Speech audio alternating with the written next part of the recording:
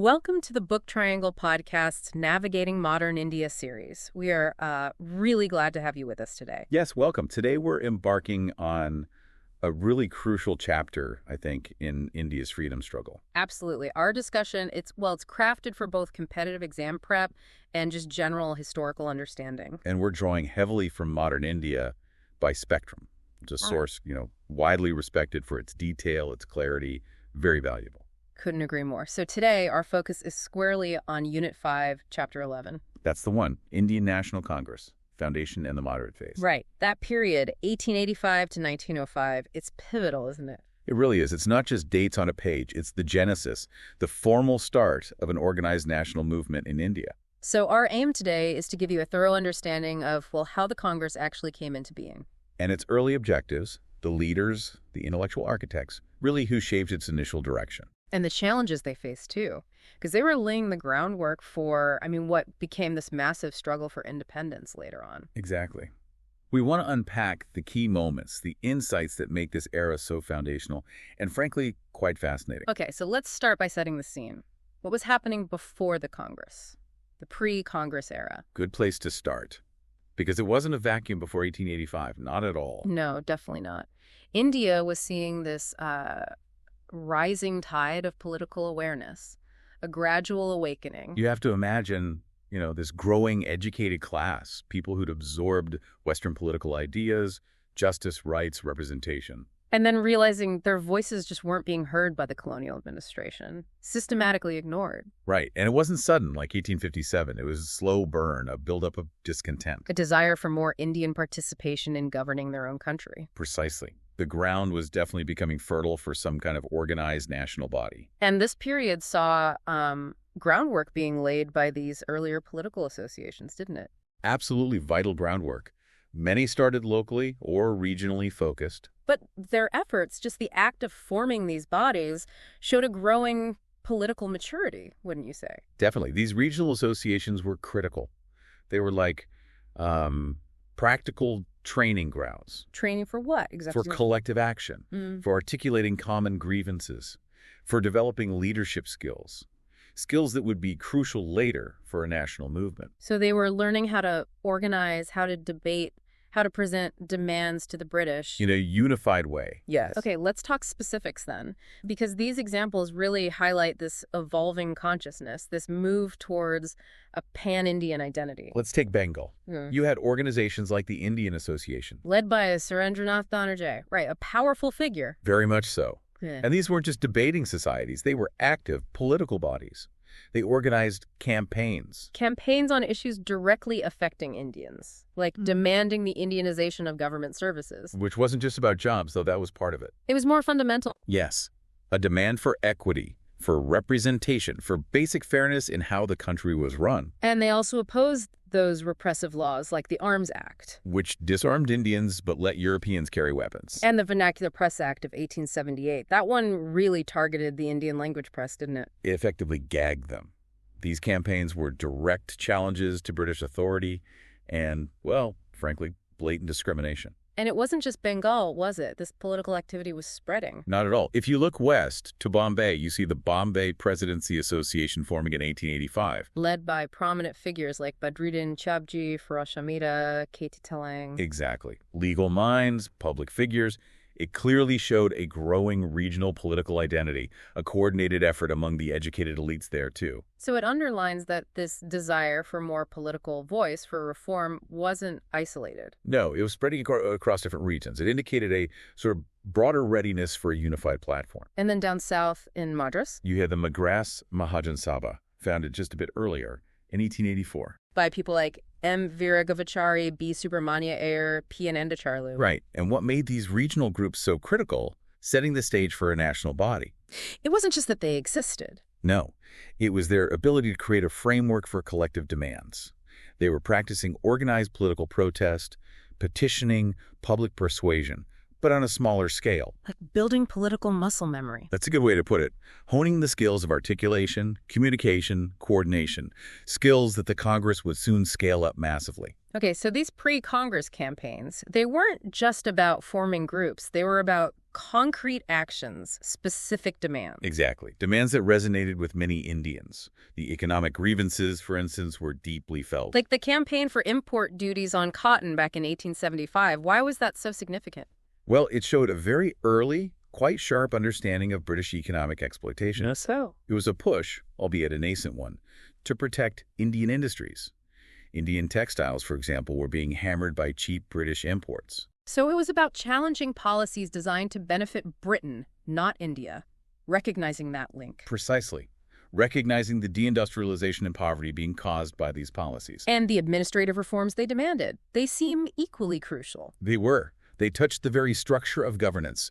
That campaign for Indianization of government service, 1878-79. Again, not just about jobs for the educated Indians. No. Though they certainly wanted that, it was a deeper demand for representation, for fairness within the administration itself. Challenging the idea that only the British were fit to govern. Exactly. Challenging that assumption. They wanted more Indian faces in positions of influence, making the administration more responsive, more accountable, hopefully. It was a direct challenge to the racial bias in the colonial bureaucracy. Absolutely. And beyond the economic and administrative, there was the fight for basic civil rights. This shows a growing awareness of fundamental liberties, doesn't it? Definitely. You see it in the campaign for the right to carry arms and the huge outcry against the Vernacular Press Act. These were fights against repressive laws that limited freedom of expression, personal security. Right. The Vernacular Press Act was seen as a direct attack on the growing Indian press, which was becoming such a critical tool for political awakening. So this whole period really laid the intellectual and organizational foundation. Yes, creating a class of politically aware, active Indians who were ready, you could say, for a national platform. Which brings us then to that pivotal moment, the actual foundation of the Indian National Congress. A truly momentous beginning, the culmination of all this simmering discontent and these localized efforts we've been discussing. And what often surprises people is that the genesis, the initial push, came from a retired British civil servant, Allan Octavian Hume. A.O. Hume, yes. His initial vision was for an Indian National Union in 1884. Which then evolved into the Indian National Congress. It's fascinating what motivated him, a former colonial administrator. Well, his motivation is, as you say, one of the most debated aspects. We'll definitely get into the safety valve theories around that. But first, that first session, December 1885, in Bombay. Right. Though it was meant to be in Pune, but a plague outbreak forced a last-minute move. Just shows the challenges back then. And this meeting itself, 72 delegates from different parts of India converging. Lawyers, journalists, teachers. It was a powerful symbol, wasn't it? A physical manifestation of a growing national identity. Diverse regions, communities, but shared aspirations. And their objectives, maybe not explicitly listed in one place, but we can infer them. I think we can. Primarily, fostering national unity, trying to bridge those regional, religious, linguistic divides the British often played on. And articulating common demands, presenting a united front to the British. And crucially, bringing educated Indians together on one common political platform, a central forum for discussion, education, agitation, building that collective voice. Okay, this leads us right into the safety valve controversy, these different interpretations of why the Congress was really formed. Yes, and each view tells us something important about the complex motivations at play. It's not straightforward. Let's start with the most famous one, Lala Lajpat Ray's safety valve theory. Right. Lala Lajpat Rai, who later became known as an extremist leader, wrote about this in his book Unhappy India. And his suggestion was that the British, maybe Hume in particular, actively encouraged the Congress formation. Not out of kindness, but strategically. To provide a safe outlet for Indian discontent. Exactly. Remember, 1857 wasn't that long ago. The British were deeply worried about another massive uprising. So the Congress, in this view, was a way to diffuse that revolutionary potential. Channel it into safer constitutional paths, petitions, debates, rather than letting it build into another rebellion. So it implies a kind of cynical calculation by the British to maintain control. That's the implication, yes. Preempting a more dangerous movement. Then there's R.P. Dutt's conspiracy theory. even more critical. Yes, Rajani Palmi Dutt, a Marxist historian, argued in India Today that it wasn't just a safety valve. It was a deliberate British conspiracy. A conspiracy to do what? To manipulate and control Indian nationalism right from the start. He saw it as a carefully orchestrated move to prevent truly revolutionary anti-colonial movements from taking root. So basically, creating a nationalist movement they could manage? That's the idea. Co-opting the nationalist impulse, keeping it within acceptable, non-threatening boundaries, controlling it rather than letting a more radical force emerge independently. But then there's a third view from Gopal Krishna Gokhale, a key moderate leader himself, the lightning conductor theory. Right, and this puts a completely different spin on it. It gives more strategic agency back to the Indian leaders. How so? What did he mean by lightning conductor? Gokhale saw Hume not as a mastermind or conspirator, but as a tool, a useful figurehead. He believed Indian leaders strategically used Hume. Used his British connections. Yes. They recognized that if an entirely Indian-led group tried to unify political opinion nationally, the British would likely just crush it as seditious. But having Hume, a well-meaning Englishman, maybe even trusted by the Viceroy Lord Dufferin, It provided cover. It allowed them to channel this national energy into a visible platform that the British would be less likely to suppress immediately. so it was a clever tactic by the early nationalists themselves. That's Gokhale's interpretation. Using Hume's presence to gain legitimacy and create space for political action right under the nose of the colonial power. Wow. So these different views, safety valve, conspiracy, lightning conductor, they really show how complex the origins were. They absolutely do. Was it a British move? A conspiracy? A clever Indian strategy? Or maybe, as most historians think now, some dynamic interplay of all these factors? It reminds us history isn't simple, is it? Multiple perspectives can coexist. And the very fact we're still debating it highlights how foundational, how contested the birth of the Congress really was. A really important point. It wasn't neat. It was this complex interplay, this political crucible. Okay, so from this shaky but pivotal beginning. The distinct political identity starts to solidify. Right. Let's move into the heart of those formative years, the moderate phase, 1885 to 1905. This is where the initial architects of Indian nationalism really got to work, laying the intellectual and organizational groundwork. Shaping the contours of the future freedom struggle. Absolutely. During this period, this distinct group of leaders emerges the moderates. They weren't revolutionaries in the violent sense, but they were definitely the architects of early Indian nationalism. Building those foundations carefully. Very carefully. And who are these key figures, these intellectual giants? Well, you have Dadabhai Naoroji, the grand old man of India. We'll talk more about his economic ideas. A towering figure. And Badruddin Tyabji. Yes, the first Muslim president of the INC, which was hugely symbolic, showing its secular aims early on. Then Firoz Mehta, P. Ananda Sharlu, Surendranath Banerjee, Ramesh Chandra Dutt, Ananda Mohan Bose, and of course Gopal Krishna Gokhale, often called Gandhi's political guru. These individuals brought so much intellect, legal skills, oratory, organization. And as the source points out, a crucial connection to the press. Many were journalists. Nearly a third of the founders in 1885, it says. That's significant. It is. They used their papers, The Hindu, Voice of India, Sudarak, Bengali, not just to report news, but actively shape opinion, spread the nationalist message. The press was a key tool. Which tells you about their strategy, doesn't it? Emphasis on communication, persuasion. Absolutely. And their background also shaped their approach. Mostly Western educated, often lawyers, journalists, civil servants. And they believed firmly in constitutional methods, gradualism. Yes, setting the tone for this moderate approach. They saw themselves, generally, as loyal subjects of the crown, but with legitimate grievances needing constitutional redress. Which leads to their famous methodology, the 3 Ps. Prayer, petition, and protest. Why that approach? Why did they believe appealing to the British sense of justice would work? Well, their education, their understanding of British liberalism played a big part. They tended to feel British rule wasn't inherently evil, but maybe benevolent in principle. Just corrupted by the bureaucracy in India or misunderstood back in London. Exactly. They genuinely believed if they presented their case clearly, constitutionally, with evidence, the British Parliament, with its democratic traditions, would eventually grant reforms out of fairness. So they put a lot of emphasis on education and shaping public opinion, not just in India, but in Britain too. Critically, in Britain. They published articles, gave speeches, sent delegations to London to lobby politicians, inform the British public. The idea being, if the British people and Parliament understood the grievances, reform would follow. That was the core belief. Faith in the moral conscience of the empire. They thought injustice stemmed from ignorance, not deliberate malice. They built a strong intellectual case. But this approach also meant they largely kept the masses out of direct political action, didn't it? Yes, their focus was mainly on the educated elite, people who could understand and argue these complex constitutional points. They were worried about involving the masses, feared chaos or violence. Generally, yes. They thought that might be counterproductive, invite harsher British repression. It was a very top-down approach to political change. Which, of course, became a major point of criticism later from the extremists. Exactly. The extremists argued for a much more assertive, mass-based struggle. Okay, let's talk about the actual contributions of these moderates. They weren't just pleading, were they? They were building something. Definitely not just pleading. They laid crucial groundwork.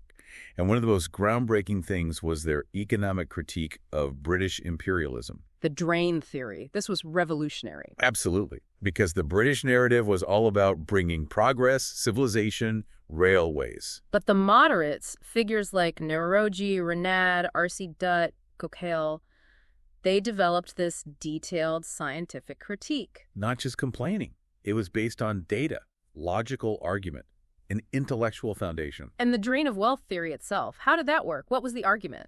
It was powerful because it was relatively easy to grasp. It argued India was being systematically drained of its wealth, its resources, flowing continuously to Britain without fair return. Through things like salaries and pensions for British officials. Yes, huge sums. Profits of British companies sent back to England, interest on loans India was forced to take, the cost of the British Army, serving imperial interests. Nauroji really documented this, didn't he? In Poverty and Un-British Rule in India. Meticulously. He tracked the money flow, arguing India's poverty wasn't natural, but a direct result of this colonial exploitation. And the impact of this critique. The book says it undermined the ideological hegemony of alien rulers. What does that mean in practice? It means it shattered the myth that British rule was good for India. It provided hard evidence, intellectual proof, that British rule was actually the cause of India's poverty. So it wasn't just a feeling anymore, it was a demonstrable fact. Exactly. It gave nationalism a solid economic argument, exposing the hypocrisy of British claims. A huge intellectual blow. And their efforts also led to some constitutional reforms, however limited. Yes, they constantly pushed for more Indian representation in legislative councils, more power for those councils. And this pressure did lead to the Indian Councils Act of 1892. It did. Now, by today's standards, it seems very limited. The bit is a step. It was a direct result of their pressure. It increased the number of additional members in the councils. And crucially, it introduced indirect election for some members. For the first time, yes. Nominated by local bodies, universities, municipalities, chambers of commerce, zamindars. But we need to remember the limits, right? Official majority remained in the Imperial Council. Franchise was tiny. Absolutely. It was a concession, maybe designed to co-opt some elites, not really empower the masses. But the act did allow members to discuss the budget and ask questions. Yes, even though they couldn't vote on the budget or ask supplementary questions initially, but it was a new platform. A way to air grievances, expose bureaucratic flaws. Exactly. And the moderates were very shrewd in using these limited forums. Right. They turned the councils into platforms for nationalist propaganda. Criticizing policies, raising economic issues, holding the government accountable as much as possible. Using the system against itself, in a way. And beyond the councils, they campaigned for broader administrative reforms, too. Yes, aiming for a fairer, more efficient system. A key demand was Indianization of the government services. Pushing for the ICS exam to be held in India as well as England, and raising the age limit. Yes. It wasn't just about jobs. It was about equality, about gaining some administrative control, challenging the racial bias. They also called for separating the judiciary and the executive. A fundamental principle of good governance, aiming for a more impartial justice system. And reducing military spending. Consistently. Arguing that money was being drained for British imperial projects, not India's needs. It could be better spent on public welfare. Which they also advocated for things like irrigation, health services, technical education. Yes, practical demands showing a vision for India's development, addressing the needs of ordinary people. It wasn't just about political power for themselves. And underpinning all this was their defense of civil rights. Absolutely crucial. They understood you needed basic liberties for any political progress. Yeah. Freedom of speech, expression, association. So they protested against things like the Vernacular Press Act and the Arms Act. Vociferously. Yeah. They saw these as attempts to stifle dissent, control the population. Without these rights, political agitation was impossible. Which brings us back to journalism again. Yes, their primary weapon, in many ways, during this phase.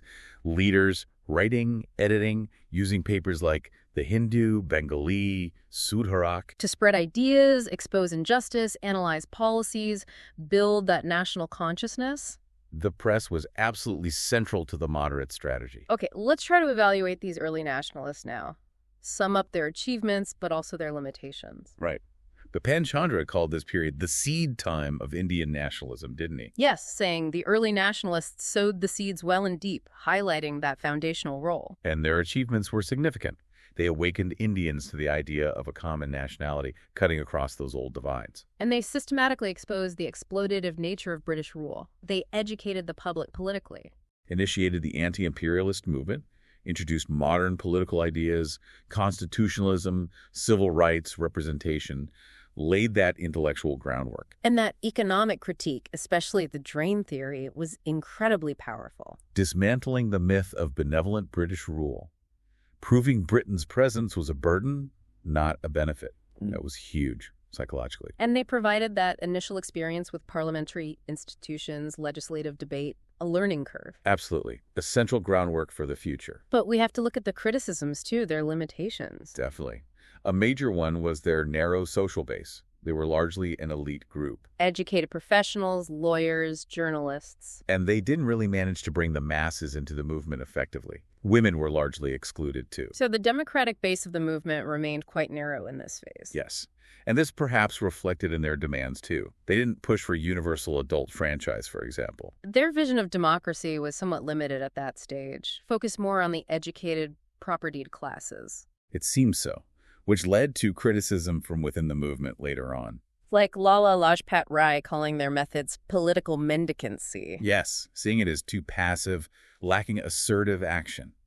He called it, at best, an opportunist movement, reflecting that growing impatience. And it's important to remember, despite their moderate approach, the British government wasn't exactly welcoming. Not at all. Yeah. They were hostile from the start, really.